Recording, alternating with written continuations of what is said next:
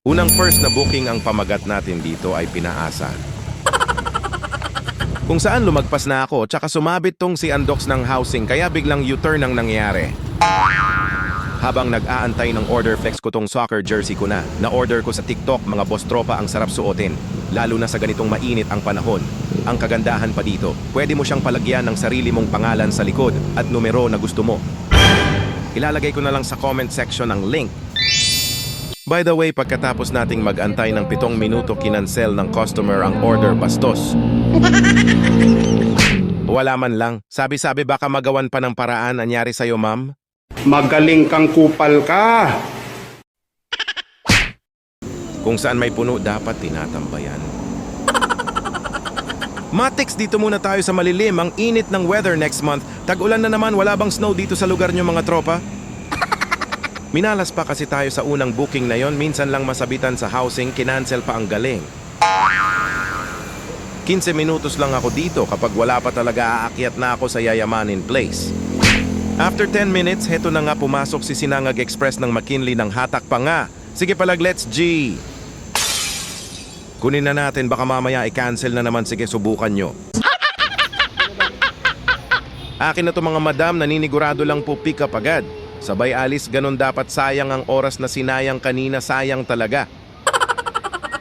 Deliver na nga lang natin to sa East Rembo, sa layo na 4 na kilometro na may pamasahe na 81 pesos.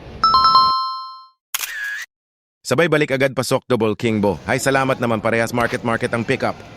Inuna ko na tong huli kasi malamig dito sa loob. Ayaw ko mag-antay dun sa Andox, ang init dun. Manglalagkit ang skin ko. Gago! Ang hot ko talaga. Yemas na nibago ako kasi 4 days akong pahinga. Parang ayaw ko na talagang bumiyahe. Wala napasarap. Sa East Rembo na naman ang deliver natin sa una.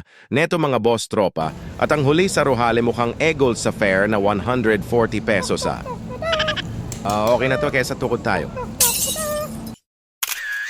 At dito na nga ako nababad sa loob ng BGC mga boss tropa. Kasi nakatala tayo ng 8 booking dito lang sa Oblo.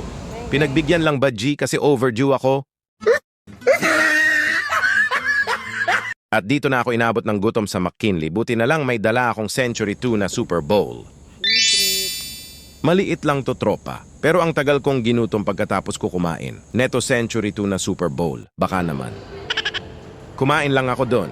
Nagka-booking pa, hay salamat, at Double Kingbo pa boy. Isang SNR pizza at TGI Fridays paldo sa waiting. Ngayong araw mga boss tropa ay meron tayong 21 jobs sa loob ng 12 oras. Kung tutuusin, Eagles pa tayo dyan. Sumagad tayo sa biyahe kasi nga overdue. Kapag maraming pahinga, syempre marami din tayong bayarin. Tara, shoutout tayo kay Madam Maribit Carabido Jaranila na solid top fan natin. Maraming salamat sa suporta, Madam. Kay Ronil Escanila at sa Bangis Rider Group ng Bikutan na lagi daw nakasubaybay sa mga vlogs ko. Oy, maraming salamat sa'yo, bossing. At kay Bossing Kilometer, Charlie, sarap basahin ng komento mo, bossing. Nakakagana pa gumawa ng mga vlogs. Salamat.